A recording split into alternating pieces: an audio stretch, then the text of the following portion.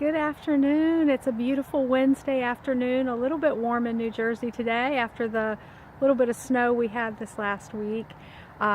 Today is our Wednesday wisdom time, and I am talking to you from America's Keswick in Whiting, New Jersey.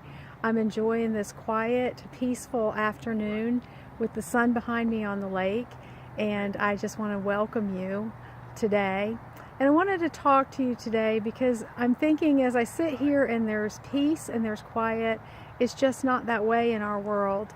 Today, it seems that there is terror everywhere, there's great fear, and people live in constant fear. And sometimes even those of us who follow Jesus can become afraid. We hear about just this week, the terror in Israel and the soldiers killed. We see the shooting in Fort Lauderdale, and we hear about law enforcement officers being shot. And it just seems that every day in the newspaper, online news, we are seeing fear, we're seeing terror.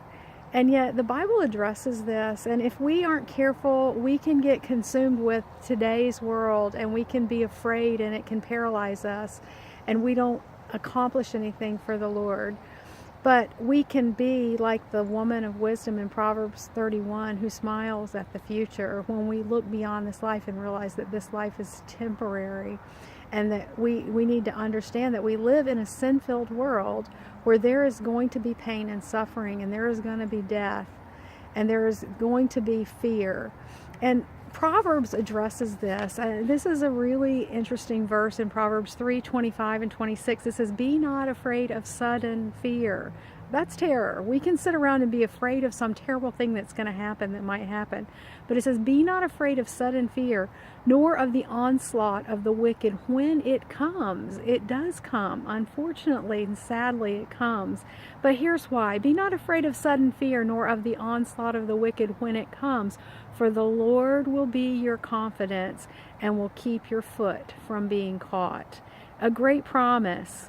It is in the Lord. If we fix our eyes on Jesus, if we live in the fear of the Lord, if we seek wisdom, if we look at Him, we can smile at the future.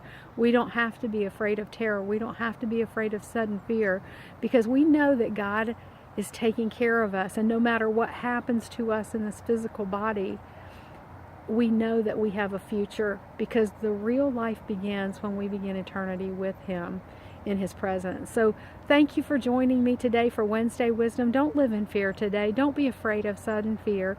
Let the Lord be your confidence. Have a great rest of your week.